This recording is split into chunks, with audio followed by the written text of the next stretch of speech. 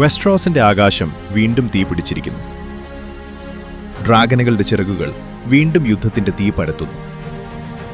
കാത്തിരിപ്പുകൾക്ക് വിരാമമിട്ട് house of the dragon season 3 ആദ്യ episode പ്രേക്ഷകരെ നേരെ തള്ളിവിടുന്നത് ഡാൻസ് ഓഫ് ദി ഡ്രാഗൺസ് എന്ന രക്തരൂക്ഷിത യുദ്ധത്തിന്റെ ഹൃദയത്തിലേക്കാണ്.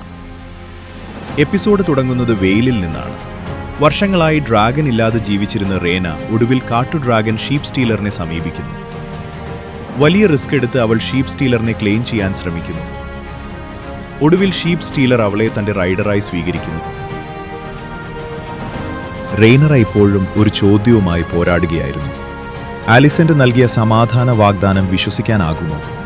ഒരു യുദ്ധം അവസാനിപ്പിക്കാൻ കഴിയുന്ന അവസരം അവളുടെ മുന്നിലുണ്ടായിരുന്നു. പക്ഷേ ഓരോ തവണയും അവൾ ആലോചിക്കുമ്പോൾ അവളുടെ മനസ്സിലേക്ക് തിരികെ വരുന്നത് ഒരു മുഖം മാത്രമായിരുന്നു: ലൂസറിസ് വെലാരിയൻ.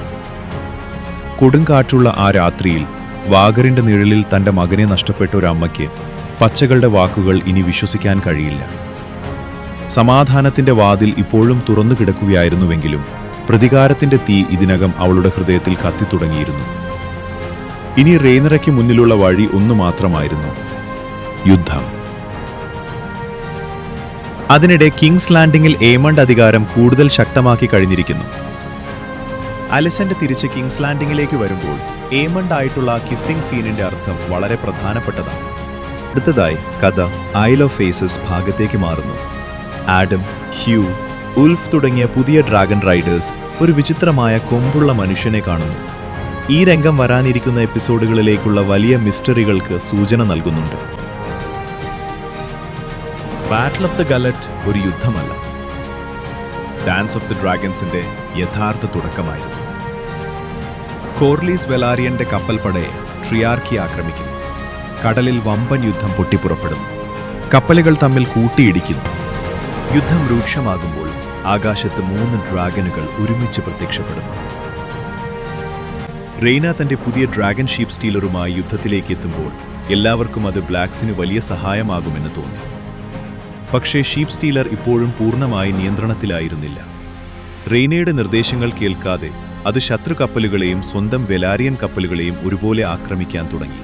ഈ യുദ്ധഭൂമിയെ കൂടുതൽ കുഴപ്പത്തിലാക്കി. ജേസും ബെയ്ലയും ആദ്യം ഇതൊരു ശത്രു ഡ്രാഗൺ ആണെന്ന് തെറ്റിദ്ധരിച്ച് അതിനെ നേരിടാൻ ശ്രമിച്ചു. ആ കലാപത്തിനിടെ വെർമാക്സിനെ ശത്രുക്കളുടെ ഹാർബൂൺ ആക്രമിക്കുന്നു. ഡ്രാഗൺ കടലിലേക്ക് വീഴുന്നു. ജെയ്സ് രക്ഷപ്പെടാൻ ശ്രമിക്കുമ്പോൾ അമ്പുകളും ബോൾട്ടുകളും അവനെ തുളച്ചു കയറുന്നു. ജാക്കേഴ്സ് വെലാരിയോൺ മരിക്കുന്നു. സീസൺ 3 ആദ്യ എപ്പിസോഡിലെ ഏറ്റവും വലിയ ഷോക്ക് ഇതാണ്.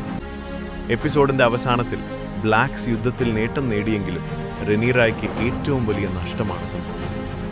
ലൂക്കിന് ശേഷം ജെയ്സിനെയും അവൾക്ക് നഷ്ടമാകുന്നു. ബാറ്റിൽ ഓഫ് ദ ഗലറ്റ് അവസാനിച്ചു. പക്ഷേ ആ കടലിൽ മുങ്ങിയത് കപ്പലുകൾ മാത്രമായിരുന്നില്ല. ഒരു അമ്മയുടെ സ്വപ്നങ്ങളും ഒരു രാജവംശത്തിന്റെ ഭാവിയും കൂടിയായിരുന്നു. ഇനി ഇത് സിംഹാസനത്തിനായുള്ള യുദ്ധമല്ല, ഒരു അമ്മയുടെ പ്രതികാര യുദ്ധമാണ്.